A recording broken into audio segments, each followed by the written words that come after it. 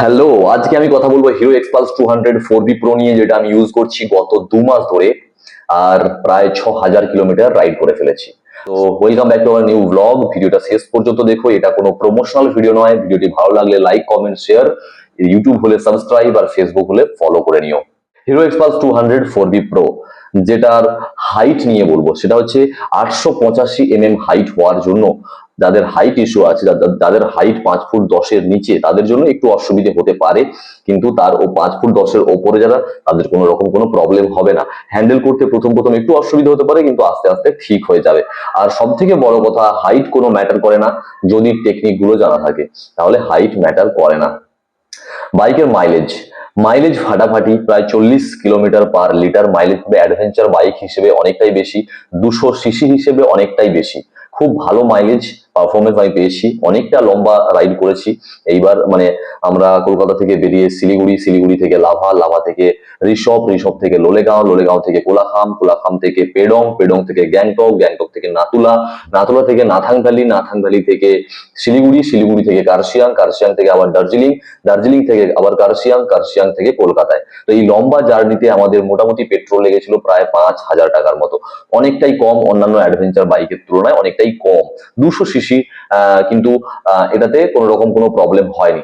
যারা খুব high speed drive করে, তাদের 100, 110, 120-তে যারা রাইড করে, তাদের জন্য হাইওয়েতে একটু অসুবিধে হবে পাওয়ার কম হওয়ার জন্য। আর বাইক একটু ভাইব্রেট হয়, 100-র বেশি গেলে, 110-এর বেশি গেলে একটু ভাইব্রেট হয়। বাদ বাকি আমার জন্য বা আমাদের মতো, আমার মতো যারা আছে, যারা 70-80 একটা মিনিমাম স্পিডে বাইক চালায়, তাদের জন্য কোনো রকম কোনো প্রবলেম হবে না। আমার জন্য পার্সোনালি কোনো রকম কোনো প্রবলেম নয়। আর সব থেকে বলে রাখি, যেটা হচ্ছে, এই যা কিছু বলছি এইগুলো আমার ব্যক্তিগত মতামত। 2 মাস ইউজ করার পর আমার যেটা মনে হয়েছে আমি সেটাই বলছি। আর এটাতে বিভিন্ন জনের বিভিন্ন রকম মতামত থাকতে পারে, এটা নিয়ে আমার কোনো রকম কোনো বক্তব্য নেই। আর সেটা হচ্ছে বাইকের সাসপেনশন। বাইকের সাসপেনশন অনেকটা লম্বা, যার জন্য বাইকের জার্ক মনে হয় না, শরীর ব্যথা হয় না। বাইকের গ্রাউন্ড ক্লিয়ারেন্স খুব ভালো, 270 মিলিমিটার হওয়ায় কোনো রকম কোনো প্রবলেম নেই। যেহেতু এই বাইকটা অফরোডিং এর জন্যই স্পেশালি বানানো, অফরোডিং এ কোনো রকম কোনো সমস্যা নেই। আমরা লাভা থেকে কোলাখাম যাচ্ছিলাম, ওই রাস্তাটা পুরোটাই অফরোড। আমরা নর্মাল রাস্তার মতো বাইক রাইড করেছি। আমার সব থেকে যেটা প্রবলেম লেগেছে সেটা হচ্ছে ব্যাটারি।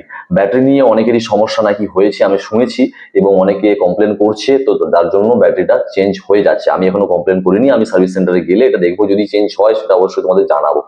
তো আমার কমপ্লেন করার কারণটা আমি বলি একবার। কলকাতা থেকে আমি কৃষ্ণনগরে পৌঁছেছি 150 কিলোমিটার রাইড করে। তারপর আমাদের বাইক বন্ধ হয়ে গেছিল, মানে বন্ধ মানে দাঁড়িয়েছিলাম জল খাওয়ার জন্য।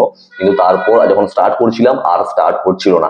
তো প্রায় 1 ঘন্টা হ্যারাসমেন্ট পেতে হয়েছে। রোড সাইড অ্যাসিস্ট্যান্টকে ফোন করতে অবান্তর অবান্তর মানে কথাবার্তা।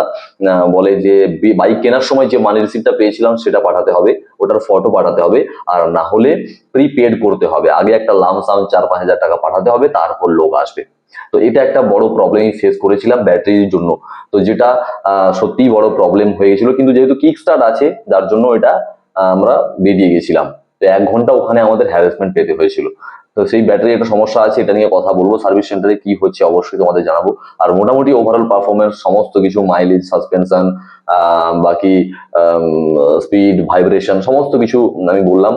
আর বাদ বাকি সবকিছুই ভালো। আমাদের মতো মিডল ক্লাস ফ্যামিলির ছেলেদের, যারা অ্যাডভেঞ্চার বাইকের শখ আছে কিন্তু মেনটেনেন্সের অভাবে, বাইক অনেকেই কিনতে পারে কিন্তু মেনটেনেন্সের ভয়ে অনেকে কিনতে চায় না অ্যাডভেঞ্চার বাইক, তাদের জন্য হিরো এক্সপালস 200 প্রো বা 210 বা আগের মডেলটা মানে কোনো রকম কোনো সমস্যা হবে না, পকেটকে কষ্ট দেবে না। তো কিনতে পারো সবাই, মোটামুটি ভালো। আমার ভালো লেগেছে, আমি স্যাটিসফাইড। যাই হোক, এটা আমার একান্তই ব্যক্তিগত মতামত। আর অনেকের বিভিন্ন রকম, মানুষের বিভিন্ন রকম মতামত থাকতেই পারে, তাতে আমার কোনো বক্তব্য নেই। তো আমার যেটা মনে হলো আমি সেটাই বললাম। সো ভিডিওটা আজকের মতো এখান পর্যন্তই। ভালো লাগলে লাইক, কমেন্ট করে দিও। আর টাটা।